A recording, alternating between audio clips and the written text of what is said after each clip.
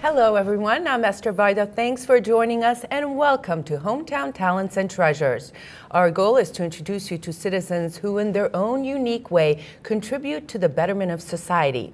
They could be part of a charitable or faith-based organization, spend a lifetime giving of themselves, or do small acts of kindness. Regardless, they are all hometown heroes.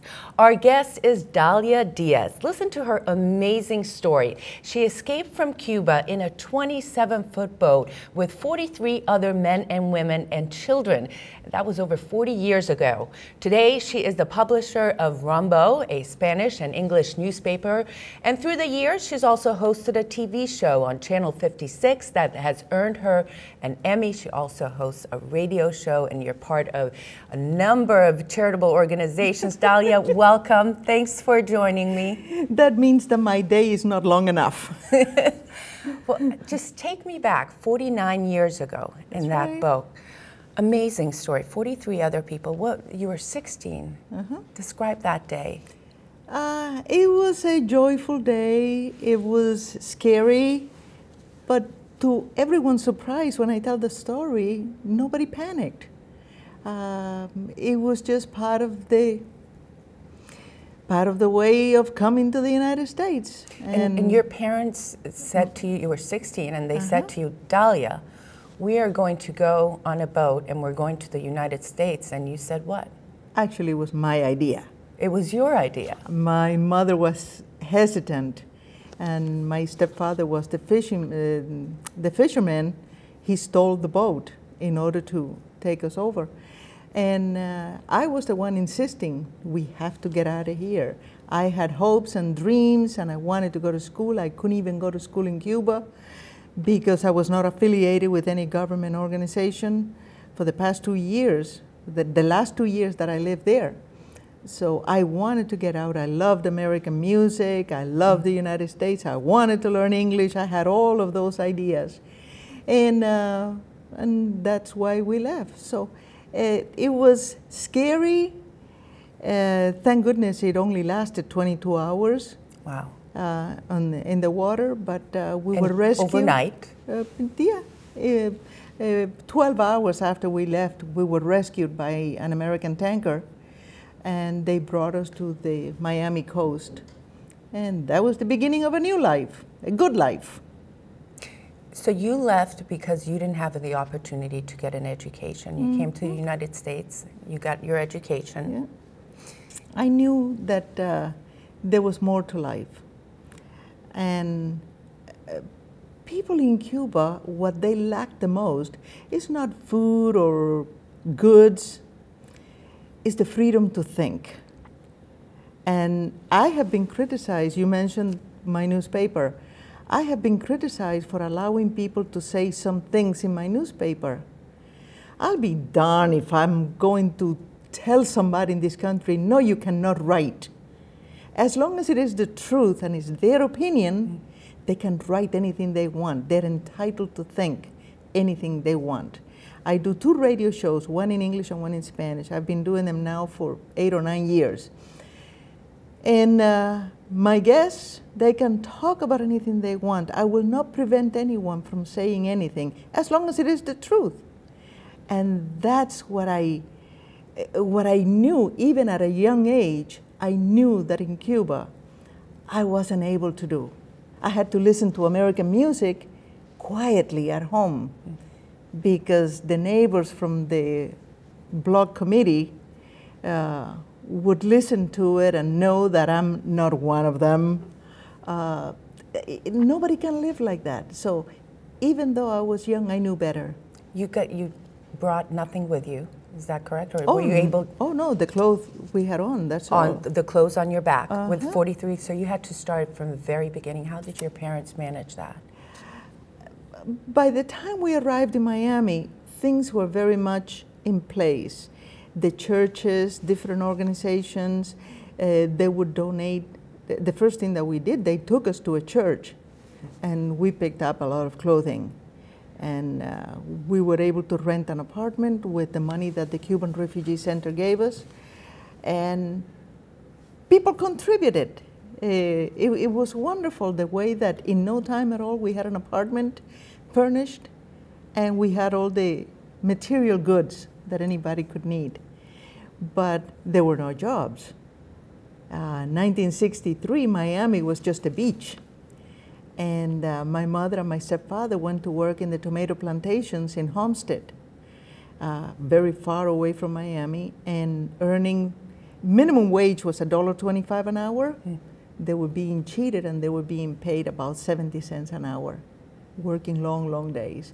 So they were being exploited, actually, is the word. So we only lasted 3 months. The Cuban Refugee Center was giving one-way tickets to anyone, anywhere in the country. And we ended up here in Massachusetts. Jobs were plentiful. The way I like to say it is you could quit a job in the morning and start another one in the afternoon. That's how good the situation was. Did you always know you wanted to be a journalist? Oh, I did.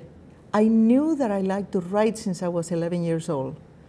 I used to write poetry and songs and short stories for school, and I knew it.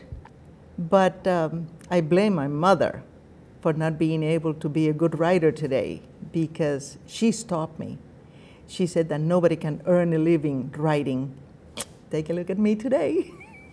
And through the years, so you've hosted a show on Channel 56 yes. That earned you an Emmy. And I've heard people describe you as a sort of a voice for the Spanish community, an advocate for the Spanish community.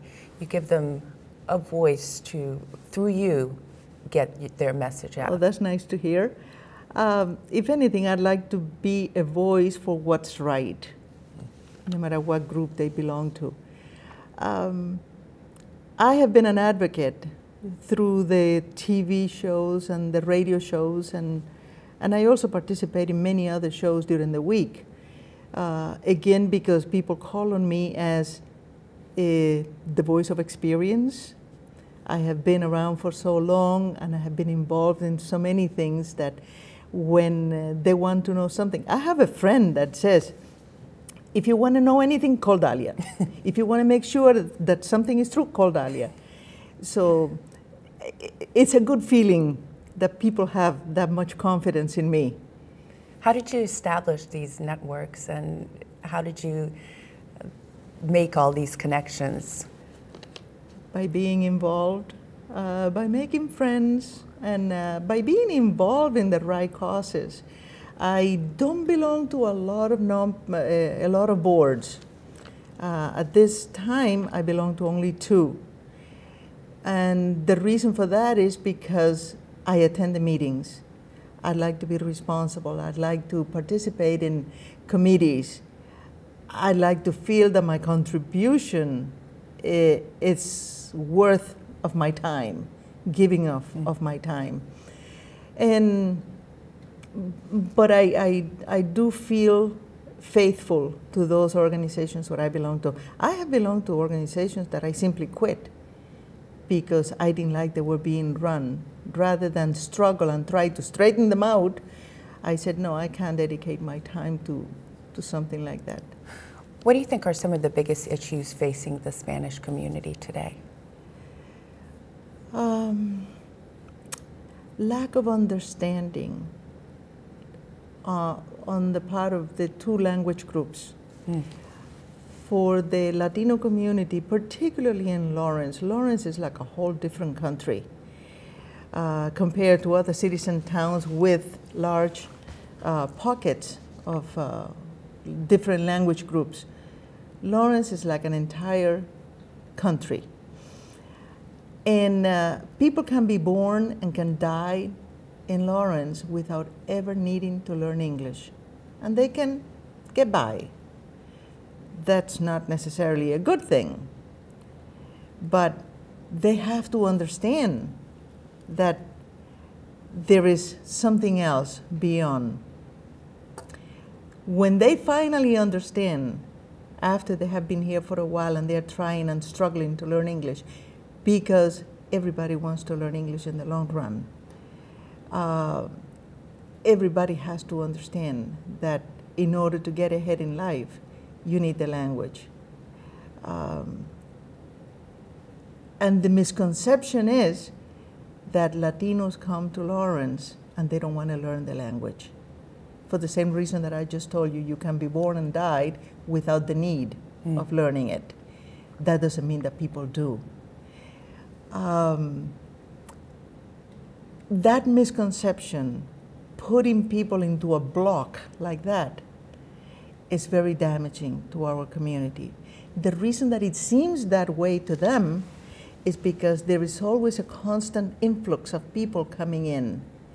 Every year, the Lawrence Public Schools, for example, the number of kids that come into the system is incredible, brand new from their countries. So these are families, not just kids. And these families have to start by learning the language. So there is always a backlog, always a waiting list of people who want to learn the language. But if you ask many people out there, they would say they don't even care to learn. And Dalia, there's other stigmas associated with, with Lawrence, and especially the Latino community, even though you cover Haverhill and Methuen and some of the other Merrimack Valley towns. There is a certain stigma associated to the Latino population in Lawrence. The reason that we started the paper 17 years ago, my show on Channel 56 was only in Spanish. And I realized that while I was talking to my people, I was talking only in Spanish to the Latino communities of New England, the word wasn't getting out, and I was trying to show how to make a better living in this country and show the positives of our community, but it was staying within us. So when we started, my husband and I started the newspaper 17 years ago, the first thing that we thought was, let's do it bilingual. Let's establish a good communication among the two language groups. And that was a brilliant idea on his part. Because very often we went places, and when we showed the paper, nasty people would say, I don't read Spanish. And that's very hurtful. First of all, because of that attitude, and second, because they didn't even take the time to look at it. They would have seen that it's bilingual. And in fact, it is bilingual. Yes. We tried all the articles to have them, unless it's something that pertains exclusively to the benefit of the Latinos, the Spanish-speaking community, that Americans will have no interest in reading, then I have it only in Spanish. There are certain things that I have only in English because I know that vice versa. So those are the only thing that you would find in only one language. But that has been the greatest move on our part, because it really has made people get to know the Latino community, get to know our successes, our achievements. And in the meantime, it also teaches the members of the Spanish-speaking community what the world out there is like, and things that they would like to do and accomplish at the same time. But besides there being obviously some good stories, crime rate is incredibly high in Lawrence. Why do you think? No, it is not. That's another misconception. Then explain the stigma, explain the misconception. Don't believe everything you read. For example, a year ago, December of 2010, I interviewed the police chief. We both went to the police station to interview the chief. Because people were saying the crime is rising up and it's increasing. So I said, Chief, how many homicides did we have this year? And he said 9. That was the last week of December of 2010. And I said, and how many did we have last year? 9. I said, so it really, in that sense, it hasn't gone up. No. We ended up having, just a few days later, before the year ended, 1 more. So we beat the record from 2009. Last year, we had in one case alone, a mother and the 2 children killed in their apartment. that was not violence, that was not drug related, that was a crime of passion, and that was domestic violence. And it would have happened even if a cop was standing outside their door. Okay? So 3 people die in that scenario. But how many did we have last year? 10. And one of the comments that I read in the paper, the Daily, was they managed to match the numbers from last year. And somebody answered, only 10? It sounds like 30. People have that image. Oh, people are dying in the streets every day. No, it's steady. I don't mean to say that that is good. No, we shouldn't have any. But there isn't an increase, per se. There isn't an increase. The only thing that has increased has been house robberies, breaking and entering. That is the only increase. Some people say that is because of the economy. It shouldn't be happening anyway. But if you look at statistics, it's happening all over, every city and town. Does Lawrence have a drug problem? We definitely do. But it's not what you read in Boston Magazine. That article was so slanted. That article was so terribly exaggerated, and I've been living there for 23 years.